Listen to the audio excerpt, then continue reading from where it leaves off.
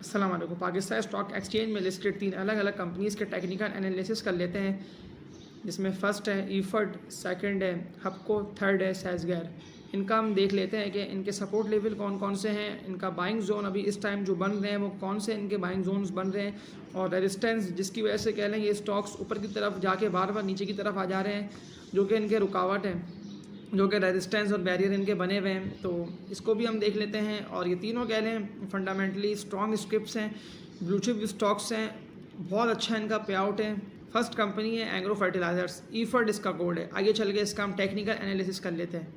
देखिए, अगर हम ईफड कंपनी के टेक्निकल एनालिसिस की बात कर लेते हैं पाकिस्तान पीएसएक्स डेटा पोर्टल पे, तो देखिए इसके स्टॉक ने तकरीबन कह रहे हैं पिछले 2015 से अगर हम इसको देख ले तो कह लें इसके स्टॉक ने बहुत ज़्यादा अच्छा कह लें पर उस टाइम कह लें इसने परफॉर्म भी करा है, और उसका रेट तकरीबन आप कह लें कि 70 से 75 80 रुपये इस ही रेट के दरमियान ये ट्रेड कर रहा था। और ये कह लें वहाँ से ट्रेड होता होता कह लें अक्टूबर 2018 के महीने में भी कह लें 75-80 रुपये के दरमियान ही कर रहा था। लेकिन देखिए उस टाइम इसकी डिविडेंड यील्ड ना कम बन रही थी काफ़ी, यानी ना उस टाइम ग्रो के फेस में थी ना, बहुत ज़्यादा कह लें ग्रोथ उसकी चल रही थी, और थी भी कह लें एग्रो कॉरपोरेशन की सब्सिडरी कंपनी। तो वहाँ से भी आप इसको देख ही सकते थे कि इसके स्टॉक ने आने वाले वक्त में ग्रोथ ही करना थी। तो फिर कह इसके स्टॉक ने कह लें वहाँ से फिर नीचे आना शुरू करा, और नीचे आते आते क्योंकि उस टाइम देखिए मुल्क की इकनॉमी भी हमारी स्लो डाउन हो गई थी, और उस टाइम के जो हालात थे इकनॉमी के भी और पॉलिटिकल साइड की भी, तो कह लें इसके स्टॉक ने भी कह लें और सारी कंपनीज ने भी कह लें अब नीचे की तरफ से आना शुरू करा, और इसके स्टॉक ने फिर कह लें तकरीबन कोई 60 रुपये तक का इसके स्टॉक ने अपना लो बनाया। फिर कह लें इसके स्टॉक ने वहाँ से एक अपवर्ड मारा, और तकरीबन कह लें 75 से 78 रुपये तक इसका स्टॉक चला गया। और फिर कह लें वहाँ से जो हमारा फिर जो कोरोना यार स्टार्ट हुआ, और 2020 फरवरी मार्च अप्रैल के महीनों में जिस टाइम कह लें बिल्कुल पूरा मुल्क कह लें बंद हुआ और सारी चीज़ें कह लें बैठी, और सारी कंपनीज के सेल्स वगैरह भी गिरी, तो फिर इसके स्टॉक ने भी कह लें अपना लो मारा, जो कि तकरीबन पड़ गया इसके स्टॉक का लो 50 रुपये तक का, 48 से 50 रुपये तक का। तो कह लें फिर इसके स्टॉक ने कह लें वहाँ से फिर जैसे जैसे कह लें इसकी सेल्स भी बढ़ती गई हैं, और इसके रेवेन्यूज़ भी इंक्रीज़ हुए हैं, इसकी अर्निंग पर शेयर सारी चीज़ें कह लें इसकी बेहतर हुई हैं। और इसके स्टॉक ने कह लें मेन जो था ना इसके स्टॉक ने वहाँ से ग्रो करा, और इसकी सेल्स लोकली सेल्स बहुत ज़्यादा बढ़ गई थी यूरिया की, और सारी इसके चीज़ों की सीड्स वगैरह की, पेस्टिसाइड्स एंड केमिकल्स जो चीज़ें ये मैन्युफैक्चर करके इनकी मार्केट में इनकी सेल्स करती है, तो कह लें इसकी सेल्स भी बहुत ज़्यादा ये से बढ़ी है। तो फिर कह लें इसके स्टॉक ने भी डिविडेंड और पे आउट भी कह लें बहुत ज़्यादा अच्छा दिया, और तकरीबन कह लें इसके स्टॉक ने फिर 2020 से 2021 तक इसको देखें तो इसके स्टॉक ने कह लें 20 रुपये तक का एक अपसाइड मारा, तकरीबन 70 रुपये तक चला गया, 50 रुपये से लेकर 70 रुपये तक चला गया। और कह लें बहुत ज़्यादा अच्छे इसके स्टॉक के कह लें वॉल्यूम्स भी बनने लगे, और बहुत ज़्यादा कह लें इसके स्टॉक ने अपसाइड ही मारा। फिर कह लें वहाँ से जो इस हर स्टॉक का बनता है एक सपोर्ट लेवल, पर कह लें इसके स्टॉक ने कह लें 75 से 78 रुपये के दरमियान 2021 में आकर फिर अपना एक डाउनवर्ड मारा, और तकरीबन कह लें इसका स्टॉक 72-74 रुपये के दरमियान फिर चला है 1-2 महीनों तक। फिर कह लें फिर वहाँ से कह लें IMF की बातें चल रही थी कि IMF का लोन भी मिलने वाला है, और इस कंपनी को भी कह लें इस कंपनी ने फिर अपना पे आउट्स भी बहुत ही कह लें अच्छा इसने डिविडेंड दिया, और डिविडेंड यील्ड भी इसकी बहुत ज़्यादा टाइट बन चुकी थी। जैसे इसकी डिविडेंड यील्ड वैसे और इसके साथ वाली जो दूसरी कंपनीज हैं उसकी बन रही थी, IFFC हो गई, एग्रो कॉर्पोरेशन हो गई, तो उस तरह से कह लें इसकी भी डिविडेंड यील्ड बहुत ज़्यादा अच्छी बनी। फिर इसके स्टॉक ने कह लें तकरीबन 30 रुपये तक की तेज़ी मारी, इसके स्टॉक ने 70 रुपये से कह लें 101 रुपये तक चला गया मार्च अप्रैल मई के महीनों में 2022 ईयर में। तो कह लें इसके स्टॉक ने 101 इसके स्टॉक ने कह लें 101 रुपये तक का अपना हाई मारा, और फिर कह लें बहुत सारा इसके तेज़ वॉल्यूम भी बन रहे थे, और कह लें बड़े बड़े म्यूचुअल फंड के हाथों में भी इसके स्टॉक थे। तो फिर कह लें उसके बाद कह लें फिर इसके स्टॉक ने अपना एक लो मारा 101 रुपये के हाई के बाद, जो कि लो तकरीबन इसके स्टॉक का पड़ा कोई 77 से 78 रुपये तक का इसके स्टॉक का आप लो कह लें 77 रुपये तक का आप कह लें, जो कि पड़ गया था जनवरी 2023 के महीनों में। फिर कह लें इसके स्टॉक ने वहाँ से एक अपवर्ड मारा। तो अगर देखा जो देखिए इसके स्टॉक का जो बहुत ज़्यादा जो एक सपोर्ट लेवल जो इसके स्टॉक का बन रहा है ना, इसके स्टॉक का बन रहा है 70 रुपये का सपोर्ट लेवल, जो कि आप कह लें इसके स्टॉक का बना था अक्टूबर नवंबर 2021 के महीनों में। तो ये कह लें 70 रुपये तक का इसके स्टॉक का सपोर्ट लेवल बन रहा है, इसके इससे नीचे कह लें ये बहुत मुश्किल है आए। तो फिर कह लें अगर ये आता भी तो इसकी डिविडेंड यील्ड भी बहुत ज़्यादा अच्छी बन जाएगी, तो कह लें वहाँ से इसमें बाइंग जनरेट होगी। तो ये कह लें इसका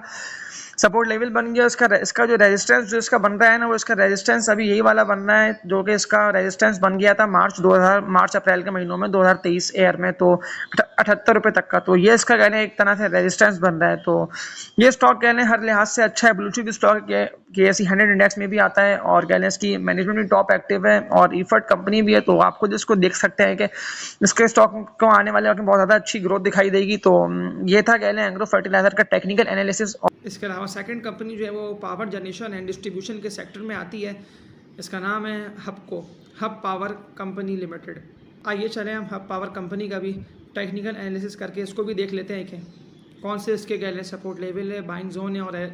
रेजिस्टेंस है, और इस टाइम कह लें ये कौन से रेट्स पे चल रहा है। और इसके अलावा देखें, अगर हम second company hub power company की बात कर लेते हैं तो इसका भी आप कह लें जो बहुत ज़्यादा इसने कह लें 2018 से अगर हम इसको देख लेते हैं तो कह लें उसके स्टॉक ने भी कह लें बहुत ज़्यादा अच्छा परफॉर्मेंस इसकी रही है। और तकरीबन कह लें उस टाइम इसका स्टॉक कह लें 80 से 90 रुपये के दरमियान ही होता था। हमारी इकनॉमी ने भी अच्छा परफॉर्म करा और कह लें उसके बाद ही कह लें उसके स्टॉक के अंदर भी कह लें बहुत ज़्यादा तेज़ी से ग्रोथ दिखाई गई। 29 अक्टूबर 2018 में इस कंपनी ने कह लें 90 रुपये तक का अपना हाई मारा, 95 रुपये तक का, और फिर कहने इसका स्टॉक वहाँ से कहने तेज़ी से नीचे की तरफ ही आया। इसके स्टॉक का फिर जो बना सपोर्ट ले वो इसका स्टॉक 70 रुपये तक आ गया था। फिर कहने इसके स्टॉक ने वहाँ से एक अपना हाई मारा जो कि तकरीबन पड़ गया था 79-80 रुपये तक का इसका हाई पड़ा, और फिर कहने वहाँ से इसके स्टॉक ने अपना लो मारा। अब आप खुद यहाँ से देख सकते हैं कि इसके स्टॉक का 60 रुपये का बना है जो कि इसका लो बना है अब तक का लो, कह लें 2019 के ईयर का लो बना है। तो इसके स्टॉक ने पे आउट और डिविडेंड भी बहुत ज़्यादा अच्छा पे करा अपने इन्वेस्टर्स को भी। फिर इस और बहुत ज़्यादा कह लें म्यूचुअल फंड्स वगैरह के हाथों में भी इसके स्टॉक थे, तो वहाँ से कह लें इसके स्टॉक ने एक बहुत ज़्यादा अपना एक हाई मार जो था तकरीबन कह लें 105 रुपये तक का इसके स्टॉक का हाई पड़ा, जो कि 50-60 रुपये से इसके स्टॉक ने अपना एक हाई मारा। तो फिर कह लें इसके स्टॉक के पास वहाँ से कह लें एक सेलिंग प्रेशर इसमें जनरेट हुआ और नीचे की तरफ इसके स्टॉक के रेट आने स्टार्ट हो गए, और फिर कह लें वहाँ से इसके स्टॉक ने और हमारा गोवन एयर भी स्टार्ट हो गया था। और उस टाइम कह लें पूरी सारी सब चीज़ों की सेल्स वगैरह सारी चीज़ें बनती और कह लें बहुत ज़्यादा मुश्किल थी। कह लें सारी कंपनीज़ ने और हब पावर कंपनी ने भी जो कि अपना लो मारा वो तकरीबन कह लें उसके स्टॉक का लो 50 रुपये तक का आके पड़ा, 48 से 50 रुपये, बहुत ज़्यादा कह लें उसके स्टॉक ने अपना लो मारा 2020 ईयर में। तो फिर इसके बाद कह लें इसके स्टॉक में वहाँ से जो बाइंग जनरेट होती है, क्योंकि देखिए ब्लू चिप कंपनी भी है और बहुत ज़्यादा कह लें ग्रोथ ओरिएंटेड स्टॉक भी, और पे आउट भी इसका बहुत ज़्यादा शानदार पे आउट है। तो फिर कह लें इसके स्टॉक ने वहाँ से अपना एक हाई मारा जो कि तकरीबन इसके स्टॉक का हाई पड़ गया 80 रुपये का 2020 में, और फिर कह लें वहाँ से इसके रेजिस्टेंस बनते गए, क्योंकि इसके रेजिस्टेंस तकरीबन कह लें 85-90 रुपये का रेजिस्टेंस बन गया। तो कह लें वहाँ से इसका स्टॉक के लिए टकरा के नीचे की तरफ ही आता गया, और फिर कह लें वहाँ से इसका 78 से 80 रुपये पे 78 से 80 रुपये के लेवल पे इसका स्टॉक चलता है 2020 के पूरे कह लें 2020 के एंड तक। तो फिर कह लें इसके स्टॉक ने वहाँ से अपना एक फरवरी में हाई मारे, देखिए IPPs की उसको पेमेंट भी मिलती है और फिर ये उससे कह लें डिविडेंड भी देती है, तो वो पेमेंट भी इसको मिलती गई, और फिर इसके स्टॉक ने कह लें अपना 90 रुपये तक का दोबारा से हाई मारा। तो उसके बाद फिर कह लें उसका स्टॉक फिर नीचे की तरफ ही आता गया और कह लें बहुत ज़्यादा इसके स्टॉक में ग्रोथ दिखाई दी। तो फिर इसके स्टॉक ने कह लें वहाँ से अपना 80 रुपये तक का हाई मारा। तो फिर उसके बाद कह लें फिर नीचे की तरफ आए 2022 के महीनों में कह लें इसका स्टॉक फिर तकरीबन आप कह लें कोई 60 से 65 रुपये के दरमियान ट्रेड करता रहा। तो वो इसका कह लें एक तरह से सपोर्ट लेवल और बाइंग जोन ही बना हुआ था, वहाँ इसके स्टॉक ने एकोमुलेशन करी और जमा भी हुआ, और फिर कह लें इसके स्टॉक में IPPs की पेमेंट्स की बात चली, और फिर कह लें इसके स्टॉक ने अपना एक हाई मारा जो कि तकरीबन इसके स्टॉक का हाई पड़ गया था वो 80-81 रुपये तक का इसके स्टॉक ने अपना हाई मारा 12 अक्टूबर 2022 को। तो फिर कह लें इसके स्टॉक ने अपना लो वहाँ से बनाया, क्योंकि फिर इसका देखिए डिविडेंड एक्स हुआ और जो इसके वो रेट जो इसने डिविडेंड पे किया था वो माइनस होकर डिविडेंड जब एक्स हुआ तो फिर कह लें इसका स्टॉक वापसी नीचे की तरफ ही आया और तकरीबन कह लें 60 से 62 रुपये तक का इसके स्टॉक का लो बना। और फिर कह लें वहाँ से इसके स्टॉक ने, क्योंकि देखिए उस टाइम हमारी वो कंट्री पे भी बात चल गई थी कि पता नहीं हम वो मतलब कंट्री क्रैश ना कर जाए, और हमारे पास देखिए पैसे भी नहीं थे लोन देने के लिए, जो कि लोन लिया हुआ है गवर्नमेंट ने IMF से भी। तो फिर IMF की शराइत भी दी कि बिजली के रेट्स वगैरह सारी चीज़ों के रेट्स वगैरह ही बढ़ाओ, तो इस तरह से कह लें कि इकोनॉमी की सूरत हाल भी ख़राब हो गई थी। और फिर इसके स्टॉक तकरीबन आप कह लें उस टाइम 58-60 रुपये तक का लो मारा, वो कह लें बहुत ज़्यादा ही अच्छी इसकी बैंक जनरेट हुई, और वो कह लें इसका आखिरी जो सपोर्ट लेवल इसके स्टॉक का बना वो 60 रुपये तक का इसके स्टॉक का बना, और फिर कह लें इसके स्टॉक ने वहाँ से बहुत ही अपना कह लें इसने अपना हाई मारा, और वो इसका हाई तकरीबन कह लें इसका 90-92 रुपये तक का इसका स्टॉक का हाई बना, और बहुत ज़्यादा कह लें इसके स्टॉक में तगड़े वॉल्यूम्स भी जनरेट हुए और लाखों में इसके स्टॉक में कह लें ट्रेडिंग भी चली है, और पे आउट और डिविडेंड भी इसने बहुत ज़्यादा अच्छा पे करा। और फिर इसका स्टॉक है तकरीबन अपने 90-92 रुपये तक का इसके स्टॉक ने हाई मारा, और अभी भी इसका स्टॉक आप कह लें कि नीचे की तरफ ही आया था 80 रुपये तक आके इसका स्टॉक कह लें तकरीबन कोई 4-5 रुपये इसका स्टॉक बढ़ चुका है। तो बिल्कुल ये कह लें स्टॉक इस टाइम कह लें ये रेट भी कह लें इसका बाइंग का है, लेकिन ये इसका बेस्ट बाइंग जोन यही बनता है तकरीबन कह लें 55 से 60 रुपये तक का इसके स्टॉक का बेस्ट बाइंग जोन बनता है, और लॉन्ग टर्म के लिए भी स्टॉक बहुत ज़्यादा अच्छा है, सेफ साइड स्टॉक है, लॉस के चांसेस इसके स्टॉक में बहुत ज़्यादा कम है। तो ये था हब पावर कंपनी का टेक्निकल एनालिसिस। इसके अलावा थर्ड कंपनी है सैसगार इंजीनियरिंग वर्क्स लिमिटेड, सैजयू इसका कोड है। बेसिकली इसका जो मेन काम है साजगार का वो ये रिक्शास बनाती है और लोकली इसकी सेल्स भी बहुत ज़्यादा अच्छी है। तो आज का टेक्निकल एनालिसिस करके इसको देख लेते हैं। अब हम साजगार कंपनी की बात कर लेते हैं। सेज़ी उसका कोड है। तो साजगार की परफॉर्मेंस भी कहने हैं पिछले सालों में 2015 से लेके 16-18 के ईयर्स में कहने इसकी परफॉर्मेंस बहुत ज़्यादा ही अपसाइड की तरफ ही रही थी, और जिसके स्टॉक कहने तकरीबन कोई 350, 300, 400 रुपये के दरमियान ट्रेड करता था, और बहुत ज़्यादा कहने उसके स्टॉक में बाइंग देखी जा रही थी। फॉरेन कॉर्पोरेट्स और फॉरेनर्स जो थे वो इसमें कह लें बहुत ज़्यादा ही बाइंग करना पसंद कर रहे हैं। तो इसके स्टॉक उस टाइम कह लें मार्केट भी बहुत ज़्यादा अपवर्ड की तरफ चल रही थी, बूम, और मार्केट भी बहुत ज़्यादा बूम में थी। कैसी 100 इंडेक्स ने भी कह लें 17-18 में कह लें बहुत ज़्यादा अच्छा परफॉर्म करा था, 50,000 तक इंडेक्स जाके ट्रेड कर रहा था। तो उस टाइम कह लें इसके स्टॉक ने भी कह लें बहुत ज़्यादा अपना एक हाई मारा हुआ था, और फिर कह लें इसके स्टॉक से जब वॉल्यूम नहीं बने हैं, और फिर कह लें इसके स्टॉक की सेल्स वगैरह भी कम हुई है, और मुल्क की इकनॉमी भी कह रहे हैं, इकनॉमी के नंबर्स भी बहुत ज़्यादा बिल्कुल भी अच्छे नहीं आए थे। तो उसके स्टॉक ने कह लें उस टाइम अपना जो था वो लो मारा, वो तकरीबन कह लें 190-200 रुपये तक का इसका स्टॉक का लो बना। और फिर ये कह लें कि उसी रेटों के दरमियान 2018-2019 में कह लें उसी रेट्स पे आके ये 2019 में ट्रेड करता रहा 220, 215, 200 के रेटों पे। फिर इसके स्टॉक ने कह लें अपना एक हाई बनाया, जो कि एक रिकवरी थी, सपोर्ट लेवल के बाद जो रिकवरी बनती है। तो इसका स्टॉक कहने तकरीबन 240 रुपये तक गया, और फिर कहने इसके स्टॉक ने वहाँ से जब कह लें मुल्क में कह लें मुल्की हालात ख़राब आना स्टार्ट हो गए थे, और वायरस ने एंट्री करी, और कह लें सारी पूरी दुनिया कह लें बंद होने की तरफ गई। तो फिर इसके स्टॉक ने भी कह लें अपना एक लो मारा, जो कि बहुत ज़्यादा तेज़ी से इसके स्टॉक कह लें तकरीबन कोई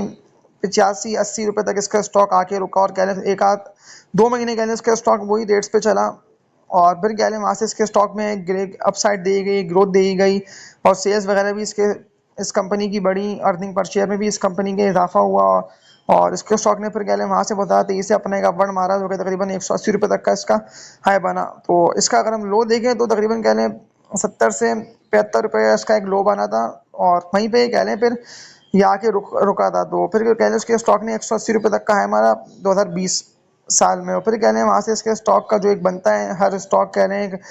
जब उसका RSI वगैरह जब सब चीज़ें कह लें उसकी एक हीटअप हो जाती है, तो फिर उसके स्टॉक का एक लेवल बनता है, नीचे की तरफ आता है। ये देखें वो एक रेजिस्टेंस पे आके टकरा रहा होता है, उसके रेट वहाँ से अपसाइड निकलने नहीं होते। फिर कह लें इसका स्टॉक 140 से 45 रुपये तक कह लें, तो फिर इसका स्टॉक अब कह लें 140-145 रुपये तक आके रुक कर ट्रेड करता रहा, और फिर कह लें वहाँ से इसके स्टॉक में एक हाई दी गई, और तकरीबन कह लें इसके स्टॉक ने 180-185 रुपये तक कह लें इसका स्टॉक गया, और फिर वहाँ से भी कह लें और ऊपर गया, 205 रुपये तक का इसके स्टॉक ने जनवरी-फरवरी के महीनों में अपना हाई मारा। क्योंकि देखिए उस टाइम हमारी इंपोर्ट्स भी खुली हुई थी, और बहुत ज़्यादा कहने 2021 के एयर में कह लें गाड़ियों की इंपोर्ट्स वगैरह बहुत ज़्यादा हो रही थी, और कह लें मुल्क में न्यू कार्स भी ये लेके आ रहा था, और SUVs की मार्केट में भी ये एंटर हुआ था। तो कह लें हर तरह से कह लें, और रिक्शा का जो, और इसके अलावा ये लार्जेस्ट रिक्शा मैन्युफैक्चर भी है। तो ये सारी चीज़ें कह लें साजगार को फ़ायदा भी दे रही थी, इसकी अर्निंग बेहतर हो रही थी। इसके स्टॉक ने तकरीबन 205 रुपये तक का अपना फरवरी-मार्च के महीनों में हाई मारा, और फिर कह लें इसके स्टॉक में वहाँ से बहुत ज़्यादा तेज़ी से नीचे की तरफ आना स्टार्ट करा, और हमारा 100 इंडेक्स भी नीचे की तरफ ही गिरता रहा। तो इसके स्टॉक का भी कह लें कोई भी सपोर्ट लेवल बन नहीं पाया। यहाँ एक जगह पे आके इसका स्टॉक रुका, वो तकरीबन कह लें 80 रुपये तक का इसका वो था रेट, लेकिन फिर भी कह लें वहाँ भी ये रुक नहीं पाया। वहाँ पे भी कह लें इसमें सेलिंग प्रेशर बहुत ज़्यादा था, क्योंकि देखिए बहुत ज़्यादा इसमें जो है ना ऊपर के रेटों पे लोगों ने बाइंग की भी, जब उन्होंने इसके रेट गिरते हुए देखे तो फिर इसमें उन लोगों ने सेलिंग करी। तो फिर कह लें इसका स्टॉक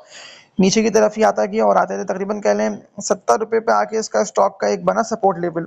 जो कि बिल्कुल सपोर्ट लेवल था, ऐसा कि इसका स्टॉक का बहुत कम वॉल्यूम बने, फिर वहाँ आके सेलिंग इसकी रुक गई थी, प्रेशर आने स्टार्ट हुआ, और इंपोर्ट हमारी बंद कर दी गई थी। ख़ास तौर पे लग्जरी आइटम्स की इंपोर्ट पे बिल्कुल कहने पाबंदी लगा दी गई थी, और मुल्क में सुपर टैक्स भी और सारे टैक्सेस भी लगा दिए गए थे। तो फिर कहने इसके स्टॉक को भी बहुत ज़्यादा, इस कंपनी को भी परेशानी का सामना करना पड़ा सारी कंपनीज़ के साथ साथ, और इसके स्टॉक ने फिर कहने अपना और मज़ीद लो मारा। तो क्या तकरीबन इसके स्टॉक का कह लें ऑल टाइम का लो बना, वो तकरीबन कह लें 44 से 45 रुपये तक का, ये इसके स्टॉक का कह लें लो बना अप्रैल के महीनों में, मार्च अप्रैल 2023 ईयर में कह लें इसके स्टॉक का ये लो बना। और फिर कह लें इसके स्टॉक के जो फाइनेंशियल जो रिजल्ट आया, और फिर कह लें इसके स्टॉक ने वो रिजल्ट आने के बाद जो अपना एक हाई मारा, वो तकरीबन कह लें इसके स्टॉक का हाई पड़ा वो 50 से 55 रुपये तक का इसके स्टॉक का हाई पड़ा। तो ये तकरीबन 2023 एयर की बात कर रहा हूँ। तो फिर कह लें वहाँ से इसके स्टॉक का 55 रुपये तक का हाई बना, और फिर कह लें इसके स्टॉक ने जो डिविडेंड और पे आउट भी इसके स्टॉक ने कर दिया था बहुत ज़्यादा अच्छा 2023 ईयर में। तो फिर इसके स्टॉक ने कह लें बहुत ज़्यादा अपना एक हाई मारा, क्योंकि तकरीबन कह लें इसका 30 रुपये ये स्टॉक बहुत ज़्यादा तेज़ी से बढ़ा, 30 से 35 रुपये तक का इसके स्टॉक ने हाई मारा, और 7 अगस्त 2023 को इसका स्टॉक 80 रुपये तक चला गया था। तो वो इसलिए कि देखिए इसकी सेल्स भी बहुत ज़्यादा अच्छी हो गई, लोकली सेल्स भी कॉम्पिटिटिव एज हासिल था कि हर तरफ से कह लें इसकी रेवेन्यूज़ में भी इजाफा होता गया, और है भी ये कह लें ब्लू चिप कंपनी है, और बहुत ज़्यादा कह लें फाइनेंशियल्स भी इसके स्ट्रॉन्ग हैं। तो फिर कह लें जो इसका भी जो बहुत ज़्यादा जो इसका अगर हम सपोर्ट लेवल देख लेते हैं तो इस कंपनी का कह लें सपोर्ट लेवल 40 से 45 रुपये तक का ये इसका कह लें सपोर्ट लेवल भी है, और बेस्ट बाइंग जोन भी है। और जो इसका इस कंपनी का अगर हम रेजिस्टेंस देख लेते हैं तो इसका रेजिस्टेंस कह लें 90 रुपये तक का इसका रेजिस्टेंस है, जो कि तकरीबन कह लें इसके अगर हम अप्रैल 2022 में भी इसको हम देख लेते हैं तो कह लें इसका 78-90 रुपये तक का बन गया था इसका रेजिस्टेंस। तो ये इसका कह लें रेजिस्टेंस है, अगर ये कह लें 90 रुपये को क्रॉस करता है फिर ये कह लें सीधा 100 और 110 रुपये तक ये चलाएगा। तो ये इसका बनकर रेजिस्टेंस 90 रुपये के इसके रेजिस्टेंस को तोड़ना लाजमी है, और सपोर्ट लेवल कह लें इसका बनकर 45 रुपये तक का। हाँ, अब जो इसका बेस्ट बाइंग जोन जो बनता है ये 50, 55, 60 रुपये तक अगर ये आता है तो कह लें इसका बेस्ट बाइंग जोन बनता है। कैपिटल गेन के हवाले से ये स्टॉक बहुत ज़्यादा अच्छा है। तो ये था साजगार इंजीनियरिंग एंड वर्क्स लिमिटेड का टेक्निकल एनालिसिस। तीनों स्टॉक्स का आपने टेक्निकल एनालिसिस भी करके देख लिया कि तीनों स्टॉक्स कह लें आने वाले वक्तों में बहुत ज़्यादा अच्छा परफॉर्म कर सकते हैं, और अभी भी कह लें इस टाइम भी कह लें इन लोगों ने इन तीनों स्टॉक्स ने कह लें इस तरह की इकनॉमी और इस तरह के हालात में भी कह लें बहुत ज़्यादा अच्छा परफॉर्म करा है। जबकि देखा जाए तो ये जो दो स्टॉक्स हैं ईफर्ड और साजगार, इनकी जो लोकली सेल्स भी बहुत ज़्यादा अच्छी हो रही हैं, और कह लें इनको हर तरह से कह लें बहुत ज़्यादा फ़ायदा हासिल हो रहा है, उनकी अर्निंग्स भी कह लें बहुत ज़्यादा अच्छी आ रही हैं। और ईफर्ड की अगर हम बात कर ले तो इसका पे आउट वगैरह के हवाले से भी ये डिविडेंड ईल्ड भी इस स्टॉक की बहुत ज़्यादा अच्छी बन रही है। और कंपनी हपको की बात कर लें तो कह लें हपको भी कह लें IPPs की पेमेंट्स वगैरह भी इस कंपनी को आती रहती हैं, और इसका आपने खुद स्टॉक दिया कि कैसे इसका स्टॉक ने 60 रुपये से बहुत ज़्यादा एक अपसाइड मारा, और कह लें कि 90 रुपये और या तो